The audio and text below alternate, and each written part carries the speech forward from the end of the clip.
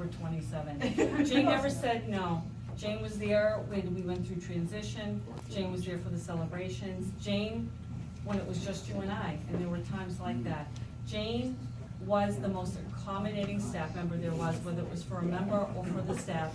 Her answer was always yes, and I really appreciate that. Number 4. This is another one of my favorites. Her recycling methods.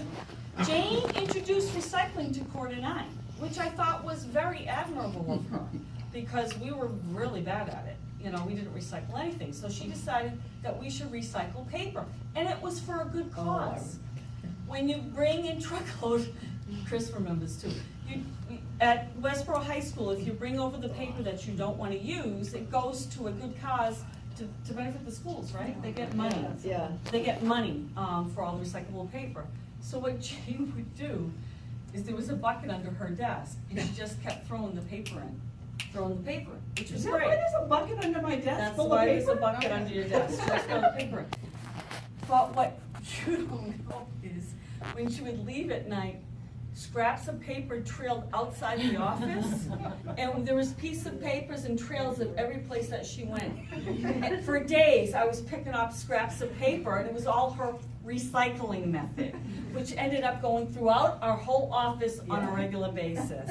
But it was for a good cause, so we do appreciate your recycling. Who's taking that on now?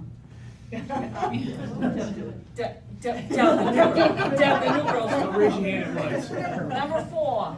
No, number 3. Number 3, oh jeez. Number 3. The way she talks to herself. Another thing that I love about Jane is that she likes to have conversations with herself. So she'd be sitting at her desk and talking away, loud enough so I could hear it, so I thought she was talking to me. Hey, Jane, what do you say? And she couldn't hear me say what we were saying. Jane, are you talking to me? Jane, who are you talking to? Oh, I'm talking. Oh, I'm sorry, I was just talking to myself. I'm talking to myself. Okay, and then all of a sudden you'd hear, like, what is going on over here? She'd make sound effects, she'd talk to herself, but it was entertaining, needless to say. Part of your wonderful charm. Number 2.